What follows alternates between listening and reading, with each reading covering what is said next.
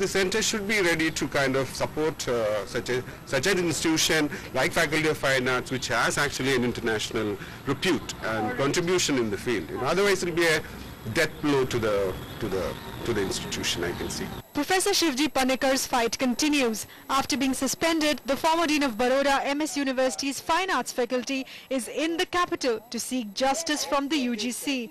Panekar was suspended for openly supporting a student arrested for painting works that allegedly hurt religious sentiments.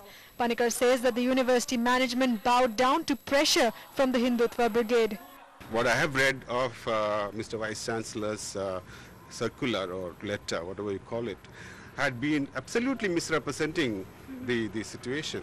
I am really scared or fearing that they might start working on the syllabi and what kind of art education should be imparted from people who have nothing to do with art till date, just their political agenda. Professor Shivji Panekar's fight for artistic freedom continues to gain momentum, but the authorities like UGC that really can make a difference on ground zero refuse to make an official comment yet.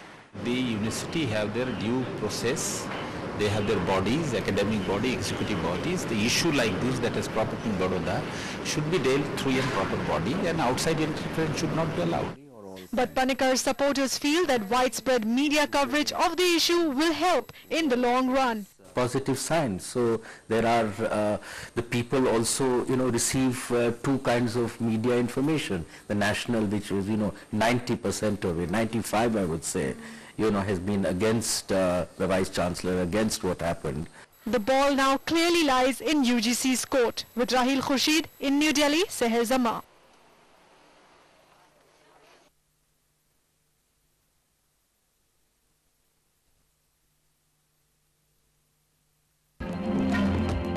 This is a letter of support that certain artists, authors and filmmakers have sent to the President of India, suggesting that MF Hussein's name be considered for the Bharat Ratna.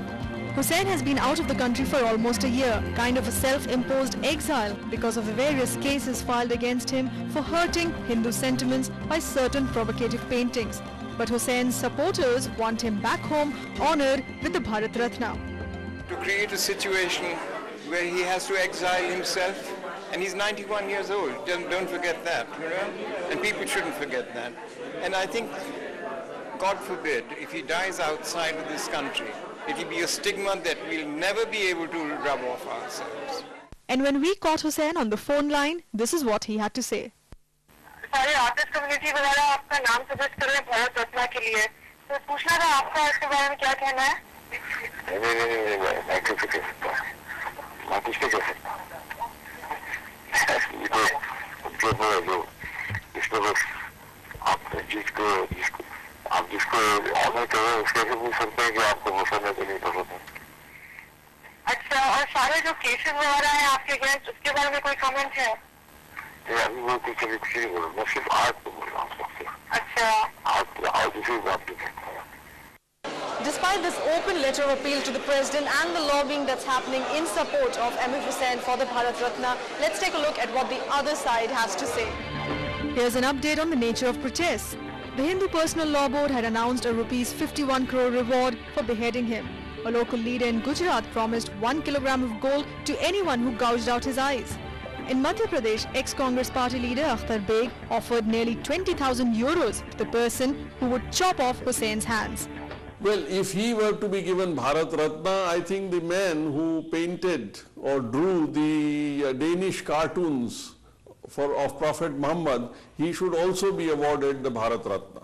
I would prefer him hanged rather than being presented with the Bharat Ratna. Despite having made the biggest contribution to take India now to the international level, it seems that his career will remain marred by these images. In New Delhi, Sahar, Zaman.